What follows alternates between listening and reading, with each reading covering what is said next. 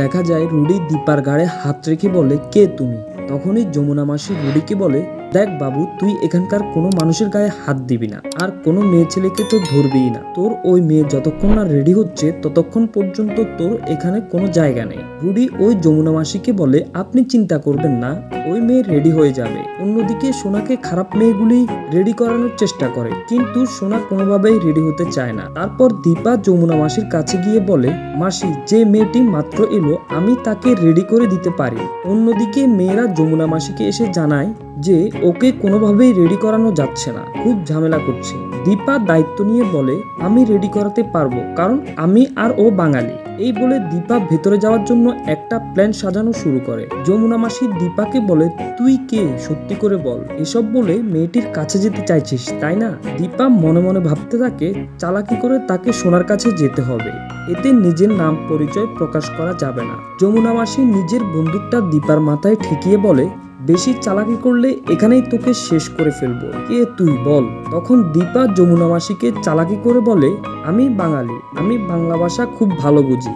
যে মেয়েটিকে আপনারা ধরে এনেছেন ও বাঙালি, হয়তো আপনাদের কথা বুঝতে পারছে না। তারপর যমুনা মাসি দীপাকে ভেতরে যাওয়ার অনুমতি দেয় এবং বলে, নিজেও রেডি হয়ে আসবি, ওকেও রেডি করে আনবি। এরপর দীপা ভেতরে যায়। দীপাকে ভেতরে দেখে সোনা মা মা বলে চিৎকার করে হাউমাউ করে কাঁদতে থাকে। দীপা সোনাকে বলে, তোর মা চলে এসেছে, আর কোনো ভয় নেই, আমি তোকে এখান থেকে নিয়ে যাব। অন্যদিকে সূর্যকে ধরতে যমুনা মাসির গুন্ডারা তার পেছনে ছুটতে থাকে। দীপা সবকিছু বুঝে যায় এবং সোনাকে সেখানে রেখে সূর্যকে বাঁচাতে ছুটে যায়। গুন্ডাগুলো যখন সূর্যকে গুলি করতে যাবে, ঠিক সেই সময় দীপা বন্দুক নিয়ে তাদের সামনে দাঁড়ায় এবং বলে, আর এক পা এগোলে তোদের বুক আমি ঝাঁঝরা করে ফেলবো। সূর্য যখন পালাতে থাকে, ঠিক সেই সময় একটি গাড়ি নিয়ে অন্য কিছু গুন্ডারা সূর্যকে গাড়ি করে নিয়ে যায়। তখন দীপা সে গাড়ির পিছনে ছুটতে থাকে, কিন্তু গাড়িটিকে সে ধরতে পারে না। তারপর রাস্তায় একটি লোকের কাছ থেকে ফোন নিয়ে রূপাকে কল করে সোনার লোকেশন জানিয়ে দেয়। তাদের সেখানে সে সোনাকে উদ্ধার করার কথা বলে। এরপর দীপা একটি অটো নিয়ে সেই গাড়িটিকে ফলো করতে থাকে। একটা সময় গাড়িটি থামিয়ে সূর্যকে নিয়ে বের হয় এবং তারা বলতে থাকে, এই লোকটির অর্গানগুলো নিয়ে তাকে শেষ করে দিতে হবে। আড়াল থেকে দীপা সবকিছু শুনতে পায়।